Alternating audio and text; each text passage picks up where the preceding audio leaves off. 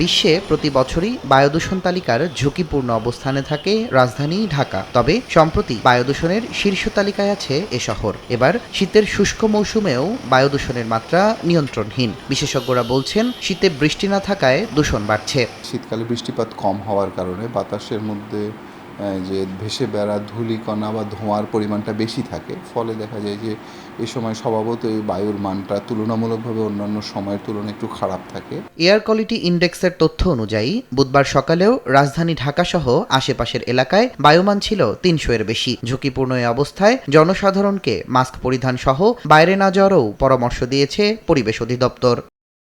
পরিবেশ অধিদপ্তরের তথ্য বলছে, গত ৭ বছরে পরিবেশ দূষণ মাত্রায় দৃশ্যমান কোনো পরিবর্তনই নেই। ন্যাশনাল স্ট্যান্ডার্ড অনুযায়ী যেখানে বায়ু দূষণ মাত্রার বার্ষিক গড় মান ৩৫-এর কাছাকাছি থাকার কথা, সেখানে প্রতি বছরই ঢাকায় এ মান থাকে ৮০-এর উপরে।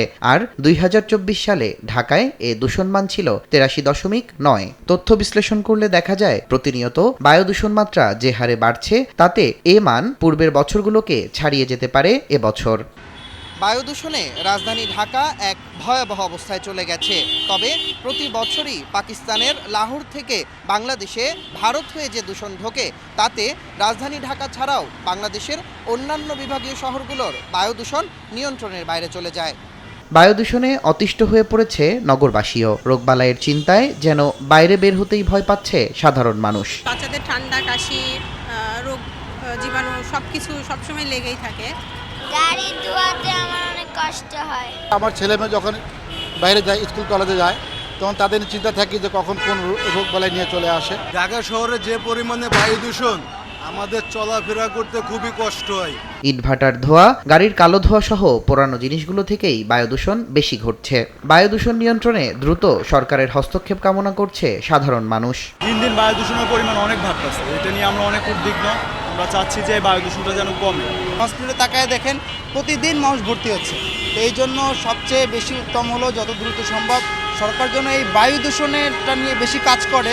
পরিবেশ অধিদপ্তর বলছে, বায়ু দূষণ প্রতিরোধে জাতীয় বায়ুমান ব্যবস্থাপনা ২০২৪ থেকে ২০৩০ গ্রহণ করা হয়েছে, যাতে ইটভাটা বন্ধ সহ নানা প্রকল্প হাতে নেওয়া হয়েছে। তথ্য অনুযায়ী প্রকল্পটি সম্পূর্ণ বাস্তবায়িত হলে ঢাকা ও পার্শ্ববর্তী এলাকায় প্রতি ঘনমিটারে বায়ু দূষণের মাত্রা কমবে ৪০ মাইক্রোগ্রাম এবং এটি সমগ্র দেশে প্রতি ঘনমিটারে ২০ মাইক্রোগ্রাম দূষণ কমাবে। আজকে বায়ু দূষণের মাত্রাটা একটু বেশি।